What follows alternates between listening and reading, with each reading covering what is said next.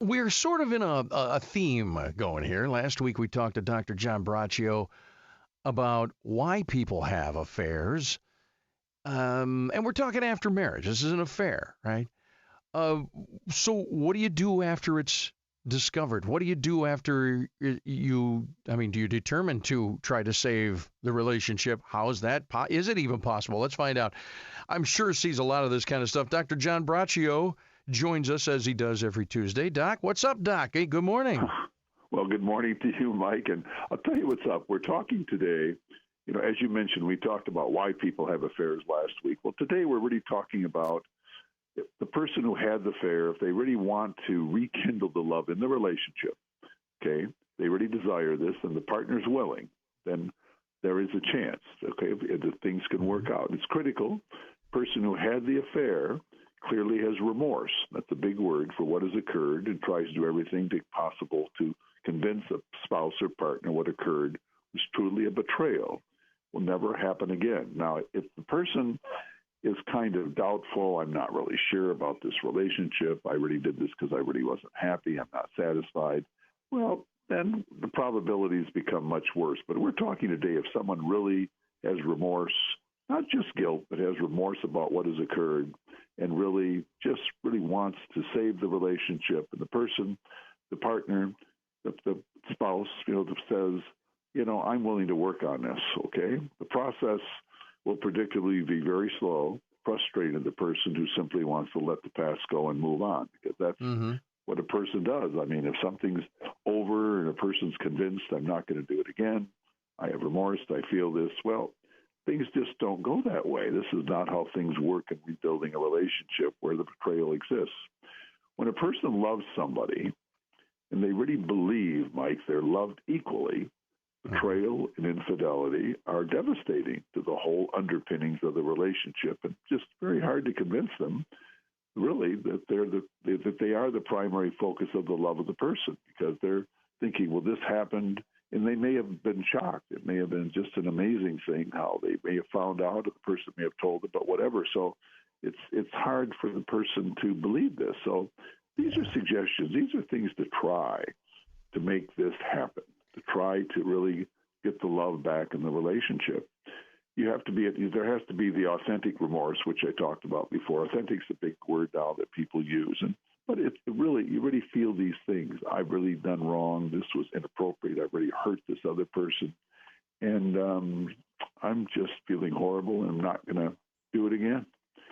There has to be great long-term patience, because long after the person with the remorse is convinced and believes and is truthful that they are fully committed to the relationship, the other person is really doubtful. Like, what happened? Could this happen again? Do I really dare open up my heart again? And recognize the questions are going to keep coming over and over and over again. When you think you've explained every possible aspect of the relationship, of the affair, how emotional was it? How physical was it? How many times were you together? Where were you? Who knew about this? What was going on? How could you have done this? That's the kind of questions, and they're going to come over and over again. And then there's going to be the doubts about how authentic, how truthful is this? Are you really doing this because you don't want to share our assets? Are you doing this because life is really comfortable that we're together? Are you just doing this because it's really for you and not for us and not for me? Well, those are things that are going to be there. You always have to explain where you are if questioned during the rebuilding of love and trust period, because they're going to think, what are you doing? Could you be doing it again? It can be exasperating for the person who's really trying to make up for what they've done. And the timeline for forgiveness and building a different but a potentially better love relationship is really with the betrayed person. Who knows how long it can take, but it can take a long, long time. And you just have to be willing to be in it. Can't be saying, well, it's never going to change. It's time to go. You can't turn yourself into the victim. You have to really just be patient. And sometimes a therapist can be helpful who's really trained working with philandering relationships.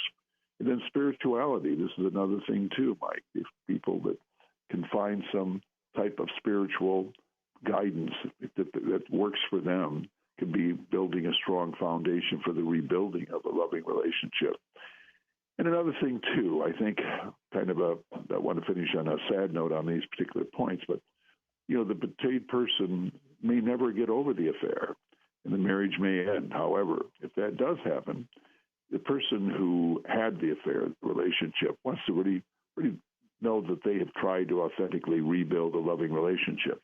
On a more positive note, I've worked with many, many couples and in relationships over the years where they've been able to get over this and have gone on to sometimes even having more meaningful relationships. So that is kind of comments on this, but it's right. it can be a killer. When half the country's divorce, obviously a lot of this has gone on, but we're talking here today about people that really want to save it, are fully committed, don't have a person just made a mistake, got out there, was doing inappropriate things in terms of the commitment to the relationship, and they want to save it, and both are willing to try.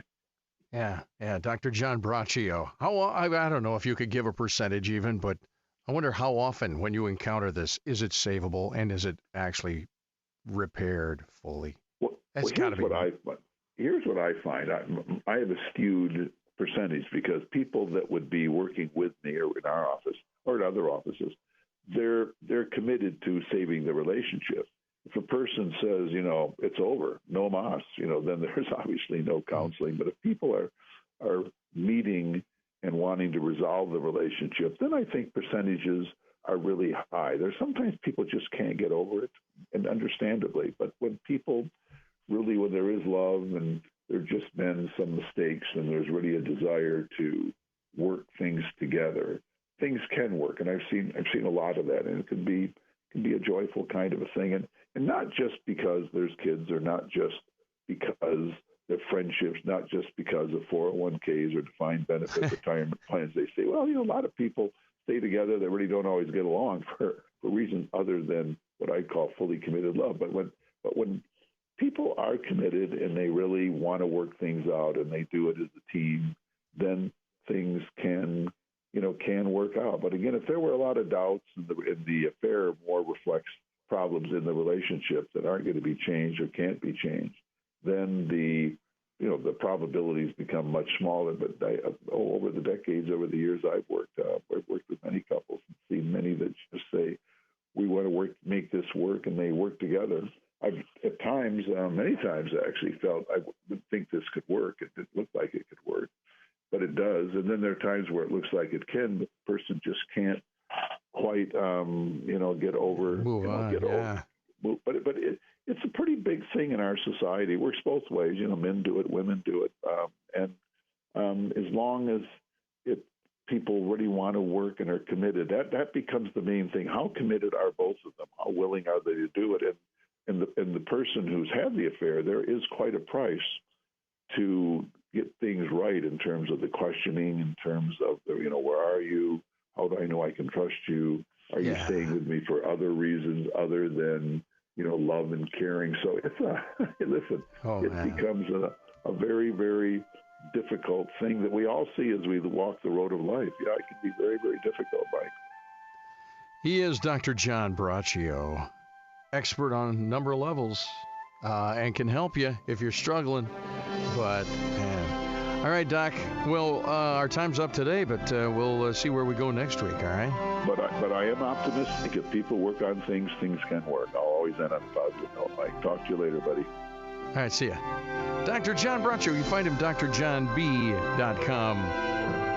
1320 WILS is your morning wake-up for a Tuesday morning. Back in just a minute.